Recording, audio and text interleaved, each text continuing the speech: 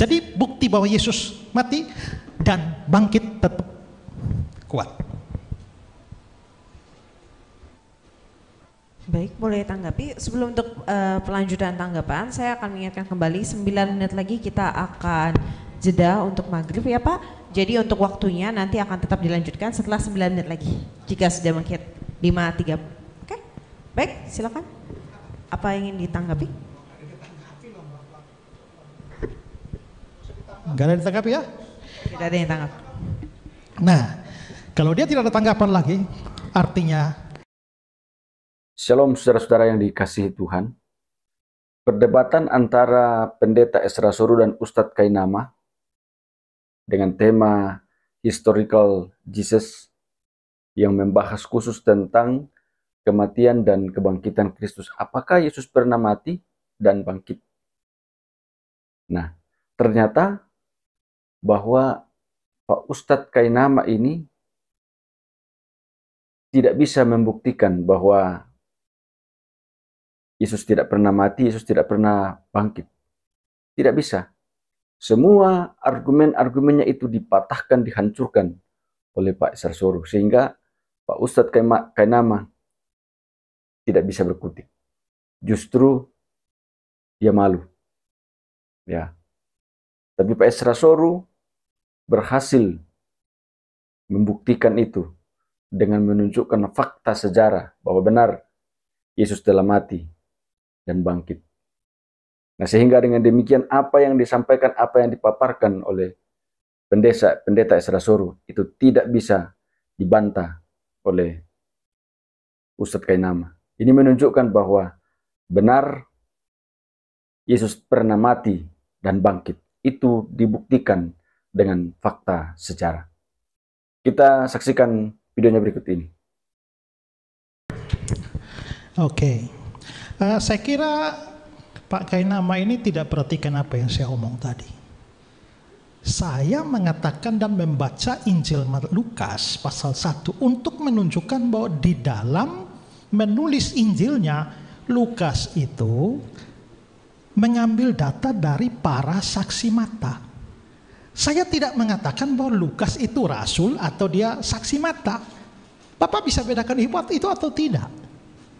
Kedua, karena itu maka di dalam tulisan Lukas, secara khusus dalam Kisah Para Rasul, dia mengungkapkan kesaksian-kesaksian dari para saksi mata. Siapa? Contohnya Petrus itu. Ya, Petrus, Yohanes yang lain mereka mengatakan mereka saksi mata. Jadi beda antara mengatakan bahwa Lukas adalah saksi mata dengan Lukas menulis kesaksian para saksi mata, ya.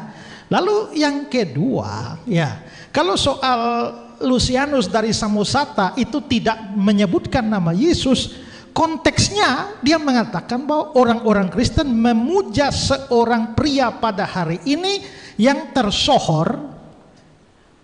Siapa lagi yang dipuja oleh orang-orang Kristen selain Yesus? Eksplisit tidak ada Yesus, tapi konteks bahwa orang itu, pria itu dipuja oleh orang-orang Kristen, ya sudah pasti itu adalah Yesus. Dan ada pernyataan eksplisit bahwa orang bijaksana yang disalibkan itu. Nah, lalu ya kalau dikatakan Talmud tadi ya, nah mungkin Pak hanya melihat eksplisit, oh di situ tidak bilang disalib tapi digantung. Pak lupa bahwa istilah digantung dengan disalibkan pada masa itu dalam pengertian yang sama dalam konteks Yesus. Kenapa? Karena kalau kita lihat bahwa Paulus pada waktu dia dikatakan bahwa terkutuklah orang yang digantung, akhirnya dia melanjutkan dengan digantung, disalib. Dan kalau Bapak mengatakan kata-kata tadi bahwa ada orang yang berseru di raja, mungkin Bapak tidak baca tafsir Talmud itu. Karena apa? Pernyataan eksplisit sebelumnya bahwa dia digantung, tapi mengapa ada yang berseru bahwa dia dirajam? Itu tak berarti bahwa Yesus dirajam. Tafsir terhadap Talmud itu menyatakan bahwa sepertinya ada perencanaan awal untuk hukuman mati bagi Yesus itu adalah dirajam. Tapi yang terjadi justru adalah digantung. Jadi kembali pada ini, mau bagaimanapun juga ya, Bapak bilang bahwa oh kenapa tidak kasih Pliny? Saya punya Pak, ya saya punya Pak, ya. Kalau Bapak mau kita debat tentang Yosefus juga boleh, ya juga boleh, ya. Karena itulah maka, tapi yang pasti adalah bahwa Bapak tidak bisa menyangkali semua tokoh-tokoh saksi mata. Ya, saksi mata. Kalau Bapak mengatakan bahwa Yesus tidak pernah mati dan tidak pernah bangkit dan tak ada catatan sejarah, sedangkan saya kasih catatan sejarah semua. Bagaimana sudah? Silakan. Nah, tadi Bapak mengatakan bahwa Yosefus, dikatakan bahwa Yosefus itu palsu. Bapak bermain kurang jauh, Pak. Ya, Bapak bermain kurang jauh.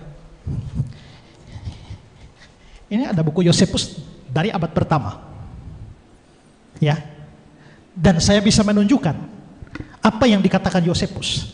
Tapi Pak Pusti tahu bahwa di dalam kalangan para sarjana, pandangan tentang tulisan Yosefus itu ada 3. Yang pertama, menganggap bahwa semua kata-kata di dalam Antiquities of the Jews, yaitu Testimonium Flavianum itu, ada pandangan sarjana pertama mengatakan bahwa semua kata-kata asli dari Yosefus. Sementara pandangan kedua mengatakan semuanya palsu. Dan pandangan pertama dan kedua yang semua asli semua palsu, Pak tahu itu pandangan para sarjana yang minor sekali, Pak. Sementara mayoritas sarjana yang saya bisa berikan semua di sini, mayoritas sarjana percaya. Ini ngomong sejarah. Maka para ahli sejarah terlepas dari bias tentang iman mereka, menunjukkan bahwa memang ada bagian-bagian, sedapatnya ada 3 bagian di dalam kutipan itu yang kelihatannya tidak asli dari Yosefus, tapi sisanya yang lain dari manuskrip yang ada semua asli. Dan salah satu bagian yang asli itu menyatakan bahwa Yesus itu mati di bawah Pontius Pilatus. Itu tidak pernah diragukan, Pak. Jadi Bapak main kurang jauh kalau Bapak langsung mengatakan bahwa oh semuanya tidak asli. Itu minor. Gitu. Jadi bukti bahwa Yesus mati dan bangkit tetap kuat. Baik, boleh tanggapi. Sebelum untuk pelanjutan tanggapan, saya akan mengingatkan kembali 9 menit lagi kita akan jeda untuk maghrib ya Pak. Jadi untuk waktunya nanti akan tetap dilanjutkan setelah 9 menit lagi. Jika sudah menghit 5.30. Oke, baik silakan. Apa yang ingin ditanggapi? Enggak ada ditanggapi ya? Tidak ada yang tanggapi. Nah, kalau dia tidak ada tanggapan lagi, artinya itu berakhir dengan saya menunjukkan sebuah bukti dari Alkitab, dari Bapak Gereja yang kalau saya mau kasih panjang lagi ada banyak, dan dari penulis-penulis sekuler yang non-Kristen, dan itu memberikan konfirmasi bahwa Yesus mati dan bangkit. Nah, mungkin jadi soal sekarang ini adalah bahwa ya kenapa ya kok orang Kristen itu kok ngotot mati dan bangkit. Sebenarnya bukan urusan ngotot, tapi ini urusan sejarah. Mau sejarahnya begitu tidak peduli kita mau ngotot bangkit atau tidak, mati atau tidak, itu fakta sejarah. Ya demikian saudara-saudara, semoga membuat kita semakin semangat, semakin meneguhkan iman kita bahwa Yesus memang pernah mati dan pernah bangkit untuk menebus dosa saudara dan saya. Jangan lupa terus mendukung channel ini dengan cara like, subscribe, dan share supaya saudara terus mendapat notifikasi video-video terbaru dari saya. Dan terlebih channel ini akan terus berkembang ke depan dan menjadi saluran berkat bagi banyak orang. Tuhan Yesus memberkati saudara-saudara.